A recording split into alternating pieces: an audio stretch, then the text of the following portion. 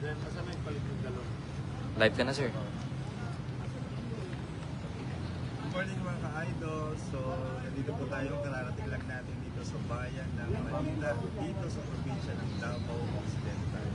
So, ngayon po ay 7:15. So, Friday at dito ay diretso tayo mamaya sa Barangay Vito para maghatid po ng Oplan Tabang Relief Operation sa mga naapektuhan ng bagyo ng 7.8 magnitude na dito. So, ngayon ay naghihintay lang po tayo para mag-courtesy sa opisina ng Mayor at Operations Center.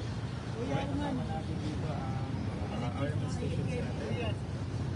Nandiyan ang RMN Davao, ang IFM Davao, ang RMN Gensan at ang IFM Gensan. Ayan. Ikuha na lang dito. Ikaw na lang mag-message. So nandito po tayo ngayon sa munisipyo na Bayan ng Manila.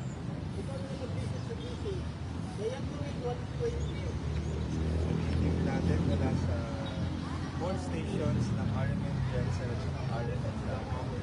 So kahapon ay actually nagsimula po tayo ng Oplan Tabang Relief Operation nung Wednesday pa. So yung Wednesday, napuntahan na natin ang bayan ng Malapatan, ng Itlan, at saka ng Maasin dyan sa probinsya ng Sarangani.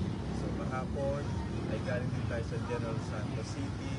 So ngayon naman ay dumako tayo dito sa probinsya ng Davao Occidental para pagkakit ng relief operation of Tabang ng RMN Foundation o ang ating mga RMN station mula sa RMN Davao at RMN Gensan.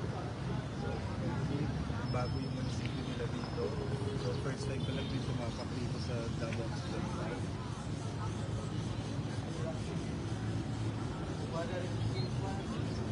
So ngayon, naghihintay lang kami na dumating yung aming team na IFM Davao. Dala ang iba pa pang mga relief goods. Tapos, hinintay lang din namin yung staff ni Mayor para makapag-report sila sa opisina ni Mayor Benjamin Bautista. Then, hinintay lang din yung staff mula sa Operations Center kasi maaga pa. So, umalis kami ng General Santos City na mga alas 4 ng umaga. So, we arrived here around 7:30. So, it took 3 hours and 30 minutes. So, from here, papunta kami sa Barangay Vito. Mamaya, it will take 30 minutes. So, yun. Mapapansin pala namin ay itong balita, Davao Occidental ay tabi na mismo ng dagat. Siguro yung tawag nila dito dagat or beach.